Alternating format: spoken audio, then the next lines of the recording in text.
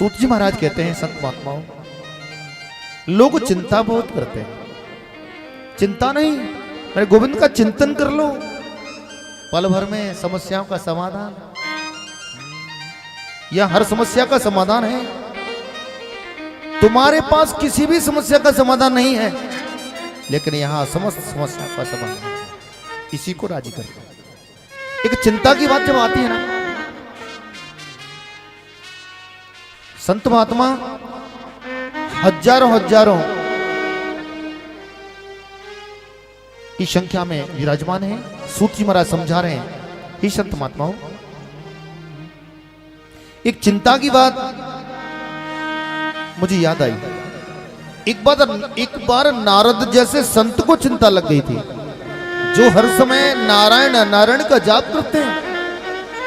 उनको चिंता सता रही है। काई की? एक बार बद्री धाम में सनक सनंदन सनातन सनत कुमार चारों ब्राह्मण तपस्या कर रहे थे। उनके बीच में एक बार नारद जी आते। नारद जी के चेहरे में बहुत चिंता है। चारों ब्राह्मणों ने कहा, नारद जी रुको, कथम ब्रह्मांदीन मुख कुतश्चिंता तुरो भवान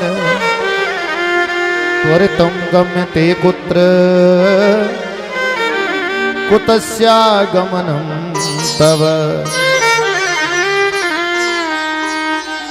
कुतश्चिंता तुरो भवान, नारद जी तुम्हारे चेहरे पे इतनी चिंता क्यों? नारद जी कहने लगे, हे गुरुदेव, आज मुझे बहुत भारी चिंता है। नारद जैसे संत को चिंता क्यों?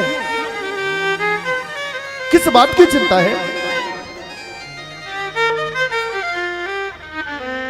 नारद जी बोले, एक बार मैं वृंदावन घूमने के लिए गया, तो वृंदावन में मैंने क्या देखा? एक नारी बैठी है, एक युवती बैठी है। उसके शरीर पर जवान अवस्था है। बात समझ में आ रही है ना? वृंदावन में रास्ते में एक युवती बैठी है, उसके शरीर पर जवान अवस्था है। उसकी गोद में दो बुढ़े लोग, बड़े बूढ़े लेटे हुए हैं। उल्टा हो गया, युवती के शरीर पर जवान अवस्था और दो बुढ़े लोग लेटे, और वो रो रही है। जब मैं वहां होकर के निकला, जोर जोर से आवाज लगा रही थी मुझे कि भो भो साधा स्वामी जी क्षणं तिष्ठं मन चिंतामपि नाशयः दर्शनं तव लोकस्य सर्वदा गहरं परम। स्वामी जी रुको रुको, मेरे कष्ट को दूर करो स्वामी जी। मैं उसके पास गया, मैंने उससे पूछा, देवी तुम कौन हो? तो आज वो देवी क्या कहती है? गुरुदेव, अहम भक्ति, मैं भक्ति हूं। अहम भक्ति ऋतिख्याता इमौ में तनयौ मतौ ज्ञान वैराग नामनो कालयोगेन जर्जरो। मेरा नाम है भक्ति। मेरी गोद में जो दो बुढ़े लोग पड़े हैं ना, ये मेरे बेटे हैं दोनों, ज्ञान और बैराग। मैं हरिद्वार गई, काशी गई, जगन्नाथपुरी गई, हर तीर्थ यात्रा में गई।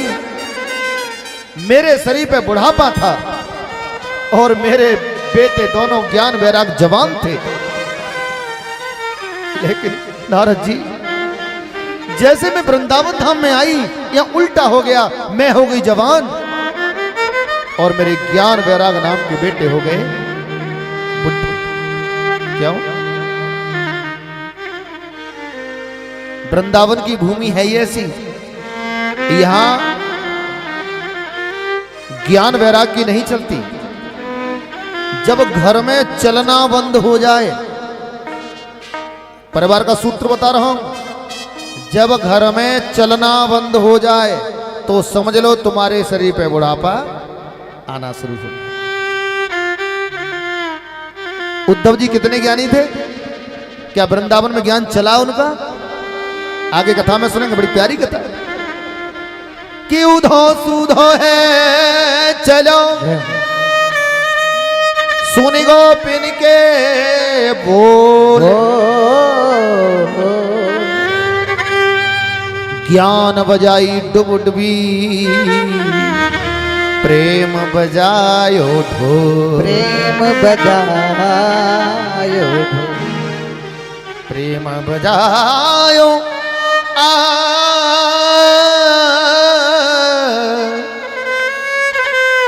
सारे गम पधनी सा,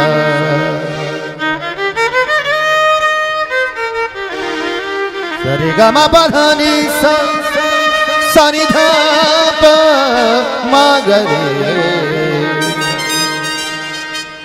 सारे गम पधनी सा, सानी धा प मगरे सा, सानी धा प मगरे, प्रेम बजायो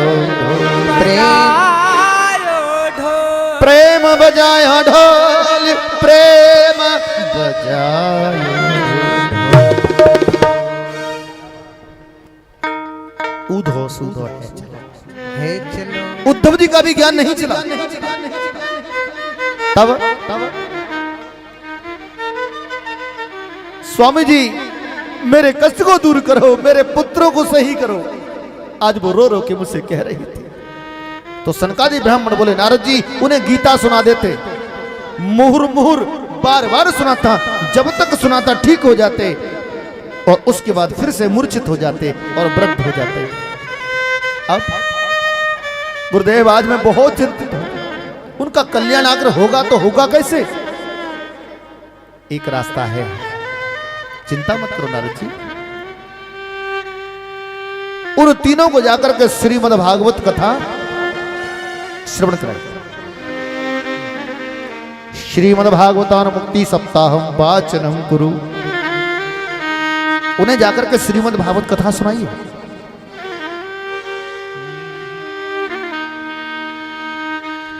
नारद जी बोले भागवत कथा से क्या उनका कल्याण हो जाएगा? बिल्कुल होगा, पक्का होगा। कभी किसी का कल्याण हुआ है? बोले हाँ। ये मानवाह पाप कृतस्तु सर्वदा, भागवत कथा किस किस का कल्याण करती है? एक एक शब्द पर ध्यान देना। पाप कृतस्तु सर्वदा, जो सदा पाप कर रहा हो, एक बार भगवान की शरण में आ जाए उसके सारे पाप माफ। सदा दुराचारी हो, बेमार्गगाह गलत रास्ते पर चलने वाला हो, एक बार भागवत में आ जाए, 7 दिन की कथा सुन ले, उसका कल्याण पक्का है।